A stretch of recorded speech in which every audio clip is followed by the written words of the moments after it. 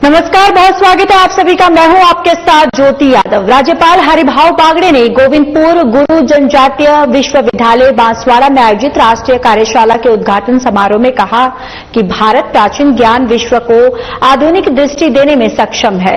राष्ट्रीय शिक्षा नीति क्रियान्वयन में शिक्षा और शैक्षणिक संस्थाओं की भूमिका विषयक इस कार्यशाला का आयोजन आयुक्तालय और कॉलेज शिक्षा राजस्थान और शिक्षा संस्कृति उत्थान न्यास नई दिल्ली के संयुक्त तत्वावधान में हुआ और राज्यपाल ने नई शिक्षा नीति को भारत के विकसित राष्ट्र बनने की दिशा में महत्वपूर्ण बताया और कहा कि ये नीति भारतीय परंपरा और संस्कृति पर आधारित है। उन्होंने शिक्षकों से विद्यार्थियों को प्रेरित करने वाले आचरण और रुचिपूर्ण शिक्षण की अपील की है। इस मौके पर डॉक्टर अतुल कोठारी और कुलपति प्रोफेसर के.एस. ठाकुर ने भी अपने विचार रखे।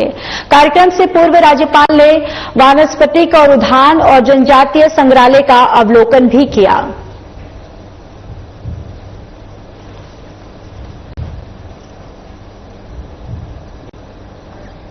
तो देखिए, जनजातीय विश्वविद्यालय में ये कार्यशाला का आयोजन किया गया और यहां पर इस आयोजन का दीप प्रज्वलित करके शुभारंभ किया गया। इसके साथ ही साथ आपको बताते चले कि यहां पर ये आयोजन में तमाम जो गणमान्य व्यक्ति थे वो भी इस आयोजन में पहुंचे और यहां पर राज्यपाल हरिभाव बागड़े जो हैं वो भी यहां पर पहुंचे और तस्वीरों में भी राज्यपाल दिखाई दे रहे कि किस तरीके से यहां पर उन्होंने दीप प्रज्वलित करके इस आयोजन का शुभारंभ किया और इसके साथ ही यहां पर उन्होंने लोगों को संबोधित भी किया है।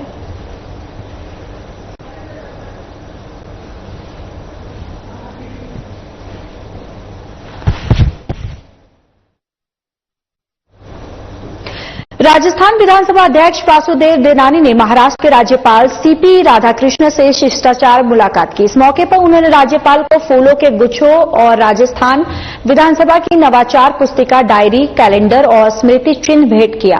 राज्यपाल राधाकृष्ण ने भारतीय नववर्ष आधारित डायरी प्रकाशन की पहल की सराहना करते हुए कहा कि इससे नई पीढ़ी को विक्रम संवत और पारंपरिक तिथियों की जानकारी मिलेगी। मुंबई प्रवास के दौरान देवनानी ने महाराष्ट्र के सूचना एवं प्रौद्योगिकी मंत्री आशीष शेलार और कौशल विकास मंत्री मंगल प्रभात लोढ़ा से भी शिष्टाचार भेंट की। उन्होंने दोनों मंत्रियों को भी विधानसभा की स्मृति सामग्री भेंट की। बातचीत में कई विषयों पर चर्चा हुई। विशेष रूप से लोढ़ा जो राजस्थान के जोधपुर जिले से मूलतः देवनानी ने राजस्थान और जोधपुर से जुड़े मुद्दों पर भी विचार विमर्श किया है।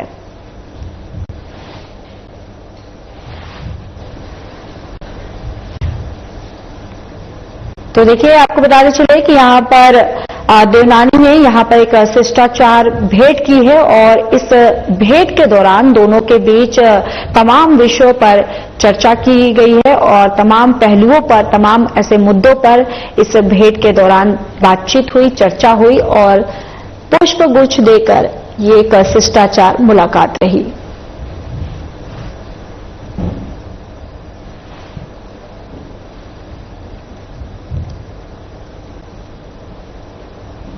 सीएम भजनलाल शर्मा ने कहा कि उनकी सरकार का संकल्प है कि हर जरूरतमंद व्यक्ति को सरकार की जन कल्याणकारी योजनाओं का लाभ मिले। उन्होंने गुरुवार को सीएम निवास पर सहकारिता विभाग की स्टेट अपेक्स कमेटी की बैठक में ये बात कही। सीएम ने कहा कि सहकारिता राज्य के विकास में महत्वपूर्ण भूमिका निभाती है और सभी विभागों को इसके साथ मिलकर काम करना चाहिए। उन्होंने अधिकारियों को निर्देश दिए कि आगामी अंतर्राष्ट्रीय सहकारिता वर्ष और 2025 के तहत जन जागरूकता अभियान, सहकार मेला और कार्यशालाओं का आयोजन किया जाए। इसके साथ ही सहकारी संस्थाओं का कंप्यूटरीकरण और प्रक्रिया को पारदर्शी बनाने के भी निर्देश दिए। सीएम ने नए सहकारी कोड को तैयार करने का उल्लेख किया जो सहकारी समितियों की आधुनिकीकरण में मदद मिलेगा यानी कि मदद करेगा। बैठक में कृषि मंत्री किरोड़ी लाल मीणा, पशुपालन मंत्री जोराराम कुमावत सहित अन्य मंत्री और अधिकारी मौजूद थे।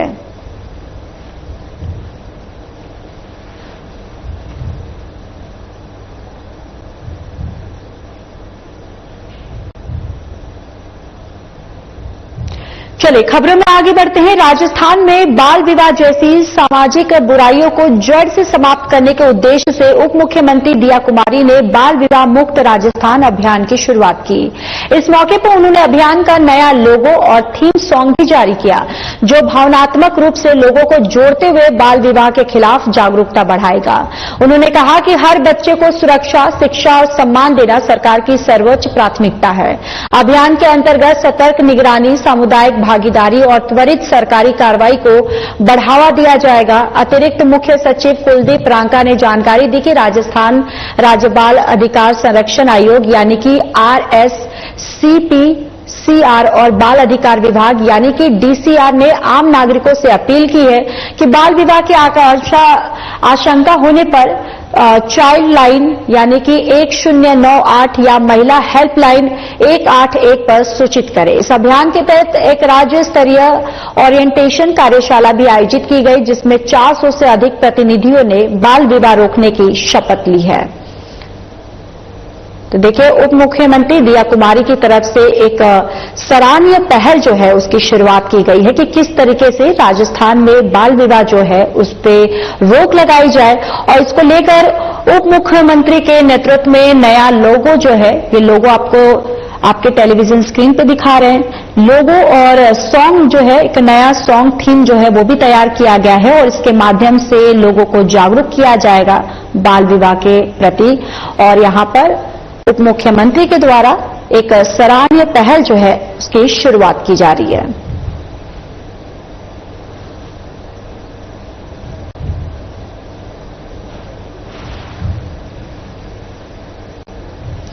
चलिए खबरों में आगे बढ़ते हैं। ऊर्जा राज्य मंत्री हीरालाल नागर ने गुरुवार को बारां जिले के मोतीपुरा गांव स्थित छबड़ा सुपर तापिया विद्युत परियोजना का निरीक्षण किया।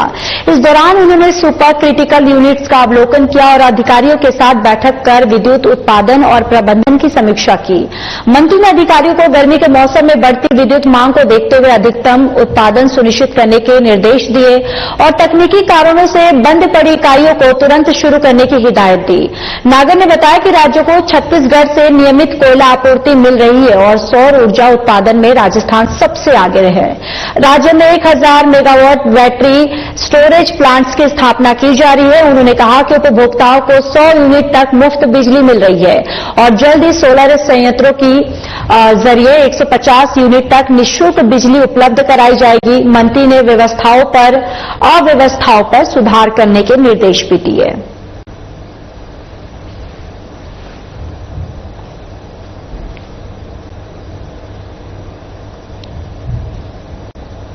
तो वहीं केंद्रीय मंत्री अर्जुन राम मेघवाल और आज बीकानेर दौरे पर रहे। उन्होंने पत्रकारों से बात करते हुए कहा कि साल 2013 में मनमोहन सिंह प्रधानमंत्री थे, उस टाइम भी जातीय जनगणना हुई थी, तब उन्होंने आंकड़े जारी क्यों नहीं किए।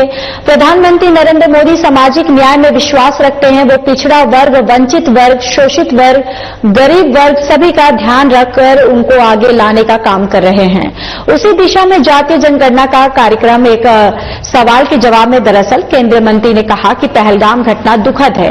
सिंधु जल समझौते के बारे में कहा कि इस बारे में अनेक दफा बातचीत हुई, झगड़े भी हुए और प्रधानमंत्री ने जल समझौते को खारिज कर दिया है, जिसके विरोध में पाकिस्तान के सिंध और बलूचिस्तान में जुलूस निकल रहा है। अखिलेश ने एक बाबा साहब का फोटो बनाया, उसमें आधा चेहरा अखिलेश का, आधा चेहरा बाबा साहब का लगाया। ये गलत है, इसकी हम घोर निंदा करते हैं। अखिलेश जी सदा ही आरक्षण के खिलाफ रहे, जबकि उत्तर प्रदेश में अनुसूचित जाति के लोग अनेक बड़े पदों पर हैं।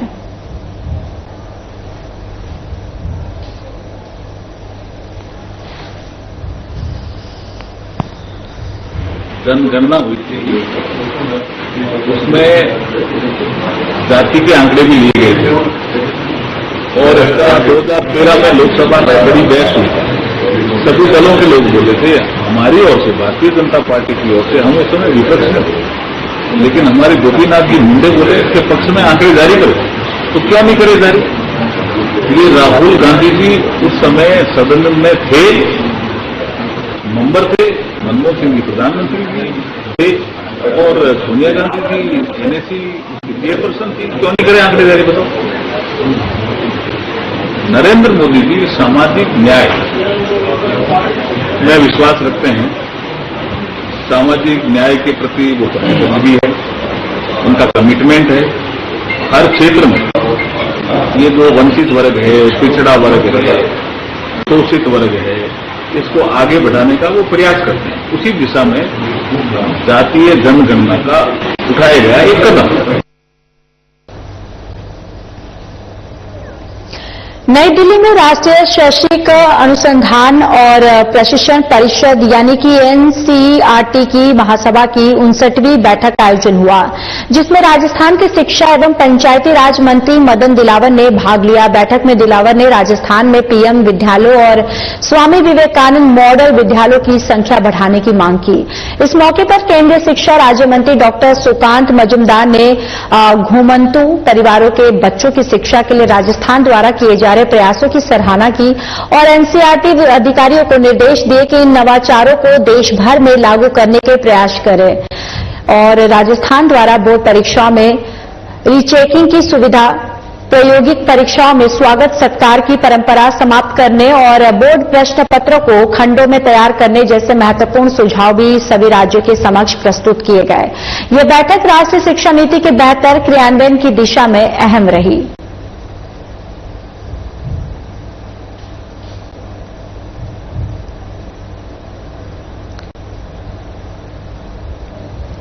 गुरुवार को भारतीय जनता पार्टी के प्रदेश कार्यालय में कांग्रेस और आम आदमी पार्टी के वरिष्ठ नेताओं समेत समाज के प्रबुद्ध जनों ने बीजेपी की सदस्यता ग्रहण की।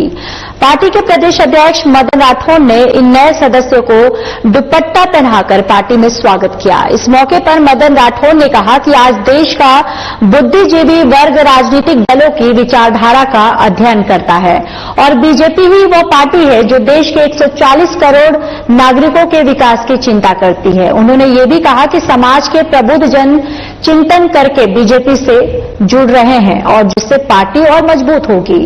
राठौड़ ने आगे कहा कि पंडित दीनदयाल उपाध्याय के कथन का उल्लेख करते हुए कहा कि आज जो विपक्ष में है वो कल बीजेपी के समर्थक बनेंगे। इस दौरान विधायक बाल मुकुंदाचार्य, बीजेपी प्रदेश उपाध्यक्ष अजय पाल सिंह और कई अन्य नेता मौजूद रहे। 34 नए सदस्य बीजेपी में शामिल हुए हैं और लगातार यहां पर बीजेपी जो है वो अपनी पीठ थपथपाती हुई यहां नजर आई। उसने कहा कि जिस तरीके से बीजेपी जो है प्रदेश में काम कर रही है, जिस तरीके से प्रदेश के विकास की गति को बढ़ा रही है, उसको देखते हुए जो विपक्षी नेता है वो भी बीजेपी में शामिल हो रहे हैं।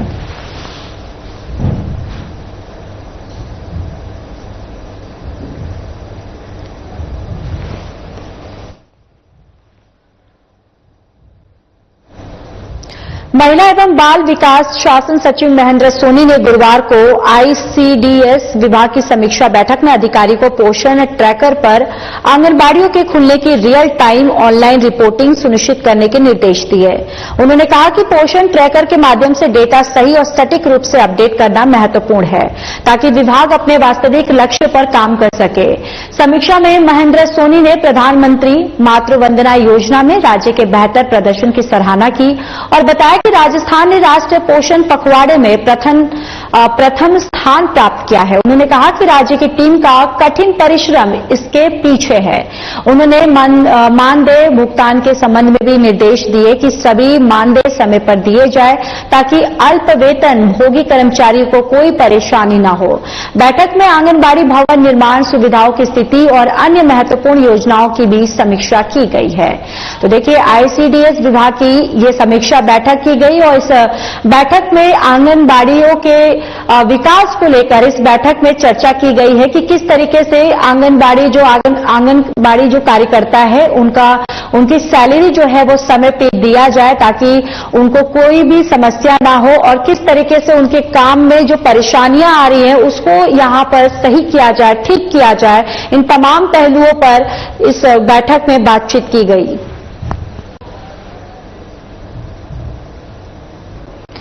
केंद्र सरकार द्वारा जातीय जनगणना की घोषणा के बाद यूथ कांग्रेस कार्यकर्ताओं ने नारेबाजी करते हुए जोरदार प्रदर्शन किया। युवा कांग्रेस नेता भंवर कुकना ने कहा कि राहुल गांधी ने काफी पहले ही जातीय जनगणना की मांग उठाई थी, लेकिन उस समय भारतीय जनता पार्टी ने इसे नजरअंदाज कर दिया था।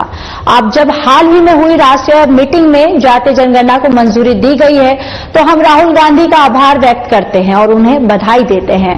उन्होंने कहा कि यह निर्णय सामाजिक न्याय और समानता की दिशा में बहुत बड़ा कदम है।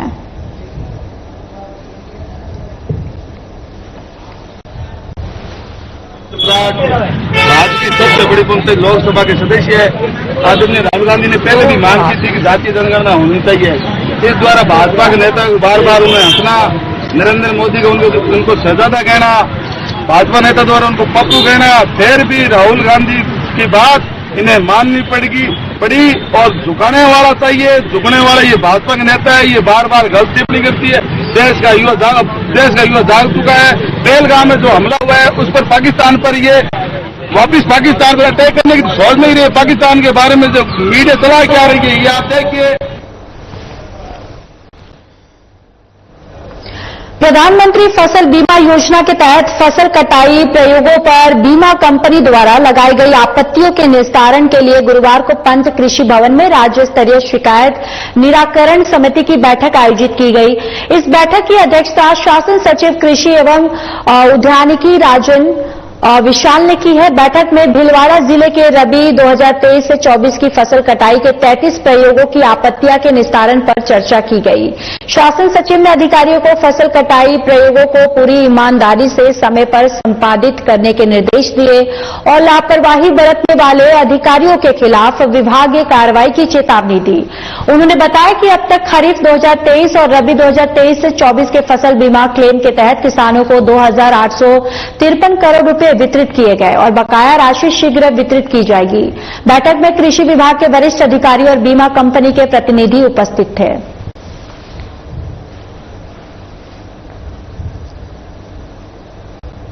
तो वहीं ग्राम पंचायत अजयराजपुरा में सांसद मंजू शर्मा और विधायक डॉक्टर कैलाश वर्मा ने लगभग 6 करोड़ रुपए की लागत से होने वाले कई विकास कार्यों का लोकार्पण और शिलान्यास किया। इस मौके पर अजयराजपुरा से सूरतपुरा और रामदत्तपुरा से गुलाबपुरा रोड तक निर्मित सड़कों का उद्घाटन किया गया। इसके अलावा पंचायत क्षेत्र के कई गांवों में सीसी सड़क और इंटरलॉकिंग कार्यों का शुभारंभ किया गया।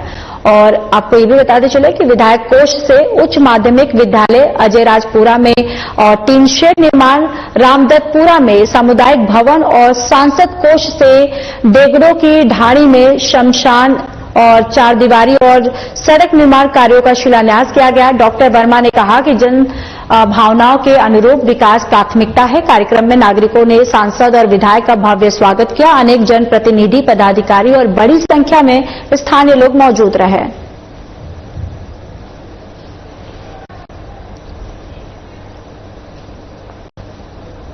धौलपुर पुलिस ने महज 24 घंटे में पाली जिले की निवासी मनोरमा का खोया हुआ बैग बरामद कर महिला के चेहरे पर खोई हुई मुस्कान वापस लौटा दी।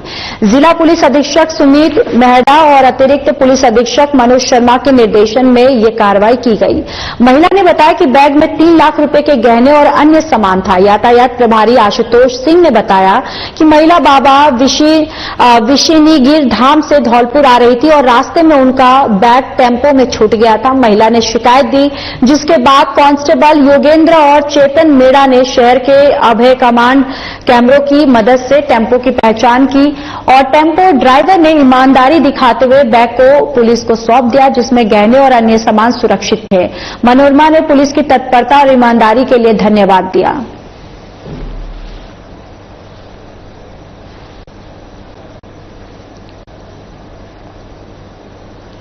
तो वहीं भीषण गर्मी में जहां लोग खुद को राहत पहुंचाने की जद्दोजहद में लगे हैं, तो वहीं बांसुर के गांव हाजीपुर के ग्रामीण मिसाल पेश कर रहे हैं। पिछले 24 वर्षों से हाजीपुर स्टैंड पर ग्रामीणों की ओर से संचालित की जा रही मुफ्त पानी की प्याऊ आज भी राहगीरों और यात्रियों को राहत पहुंचा रही है। यह प्याऊ अलवर, खैरतल, कोटपुतली मार्ग पर स्थित है और जो प्रमुख यातायात मार्गों में से एक है। यहां से गुजरने वाले वाहनों, विशेष रूप से बसों में सफर करने वाले यात्रियों को ग्रामीण स्वयं पानी पिलाते हैं। ये परंपरा सिर्फ सेवा भाव नहीं बल्कि सामूहिक जिम्मेदारी की भावना का प्रतीक भी है। गांव के लोग, चाहे वे किसान हो, मजदूर हो या सरकारी कर्मचारी, गर्मियों के इन कठिन दिनों में स्टैंड पर पहुंचकर यात्रियों को मिट्टी के मटकों से शीतल जल पिलाने में अपना योगदान देते हैं। इन मटकों में रखा पानी प्राकृतिक रूप से ठंडा रहता है और गर्मी में राहत देता है। स्थानीय विधायक और लोगों का कहना है कि इस रास्ते पर यह इकलौती पियाऊ है जो बिना किसी सरकारी सहायता के पूरी तरह ग्रामीणों के आपसी सहयोग से चल रही है। ये सेवा भावना न सिर्फ यात्रियों के प्यास बुझाती है बल्कि इंसानियत और भाईचारे का भी संदेश देती है। गांव हाजीपुर की ये परंपरा दिखाती है कि संसाधनों की कमी के बावजूद सेवा सहयोग की भावना से बड़ा कोई धर्म नहीं। चलो चलो चलो हाजीपुर बस स्टैंड पर पिछले 24 वर्षों से लगाई जा रही है। इसमें ग्रामीण सहयोग है, यहाँ कर्मचारी भी रहते हैं, काम करने वाले, वैसे ग्रामीण लोग भी हैं, वो सहयोग करते हैं। दिन में प्राइवेट वाहनों को, सरकारी वाहनों को रोक करके पानी पिलाया जाता है और ये सब जन सहयोग से किया जाएगा। चलिए खबरों में आगे बढ़ते हैं। मैड कुंडला क्षेत्र के ग्रामीणों ने गुरुवार को एसडीएम कार्यालय में नवीन पंचायत समिति मैड कुंडला को प्रकाशित करने का ज्ञापन सौंपा और इसे तत्काल लागू करने की मांग की। क्षेत्रवासियों ने चेतावनी दी है कि अगर प्रस्ताव प्रकाशित नहीं किया गया तो बड़ा आंदोलन किया जाएगा। शिवपाल सूद सेवरा ने बताया कि नवीन प्रस्ताव में विराटनगर पंचायत समिति के तहत 13 ग्राम पंचायतें जैसे कि मैड, जोधला, तालवा, बिहाजर, पालडी, दूधी, आमलोदा और अन्य को शामिल किया गया है। इसके साथ ही नवीन ग्राम पंचायतों की संख्या बढ़ाकर 18 हो गई है। ग्रामीणों का कहना है कि इस पुनर्गठन से क्षेत्र का विकास और रोजगार के अवसर भी बढ़ेंगे। उन्होंने एसडीएम विराटनगर और कलेक्टर कोटपुतली बहरोट से इसे प्रकाशित करने का आग्रह किया ताकि विकास की गति तेज हो सके।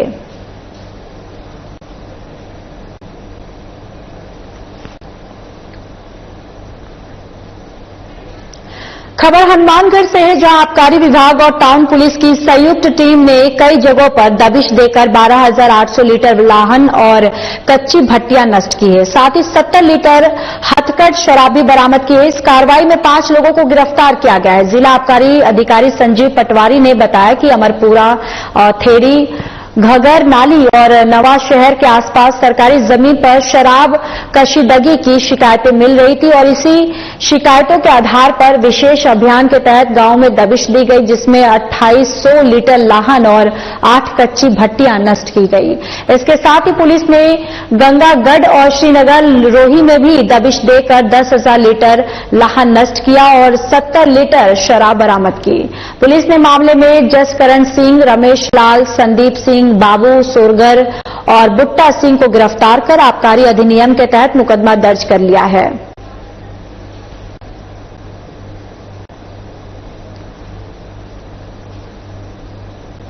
जिला कलेक्टर अंकित कुमार सिंह ने गुरुवार को पंचायत समिति सागवाड़ा की ग्राम पंचायत सेलोता में आयोजित रात्रि चौपाल में ग्रामवासियों की समस्याएं सुनी और उनका समाधान करने के लिए अधिकारियों को दिशा निर्देश दिए। इस दौरान बड़ी संख्या में ग्रामीणों ने अपने मुद्दे उठाए, जिनमें रबी, खसरा, गिरदावरी के भुगतान और जल निकासी, आवास योजना, स्वामित्व योजना, प्रधानमंत्री आवास की किस्त, रोजगार गारंटी और पेयजल समस्या जैसी समस्याएं शामिल थी। जिला कलेक्टर ने संबंधित अधिकारियों को इन समस्याओं का तत्काल निस्तारण करने के निर्देश दिए। चौपाल में जिला प्रशासन द्वारा चलाए जा रहे एनीमिया अभियान, शिक्षा और अन्य जन कल्याणकारी योजनाओं की जानकारी दी गई और साथ ही 10वीं और 12वीं की उत्कृष्ट परिणाम प्राप्त करने वाले छात्र छात्राओं का सम्मान भी किया गया। इस मौके पर मुख्य कार्यकारिणी अधिकारी हनुमान सिंह राठौर, अतिरिक्त जिला कलेक्टर दिनेश धाकर और अन्य अधिकारी भी मौजूद रहे।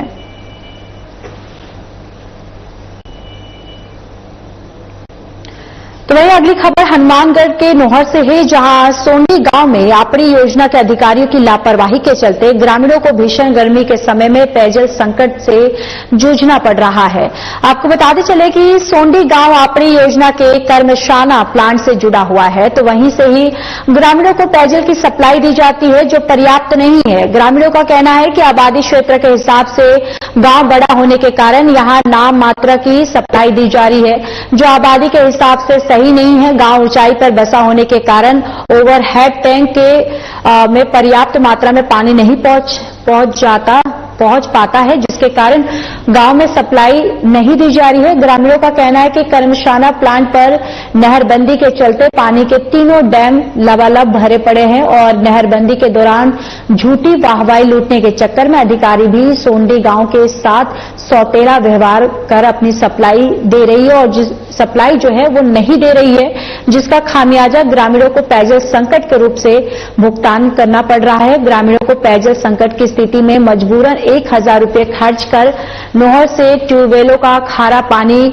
मंगवाना पड़ रहा है, और खारे पानी के सेवन से ग्रामीण जल जनित बीमारियों से भी ग्रसित है, यानी कि बीमारियों से परेशान है। पेयजल संकट को लेकर ग्रामीणों ने गांव के चौगान में इकट्ठे होकर आपड़ी योजना के अधिकारियों के खिलाफ प्रदर्शन किया।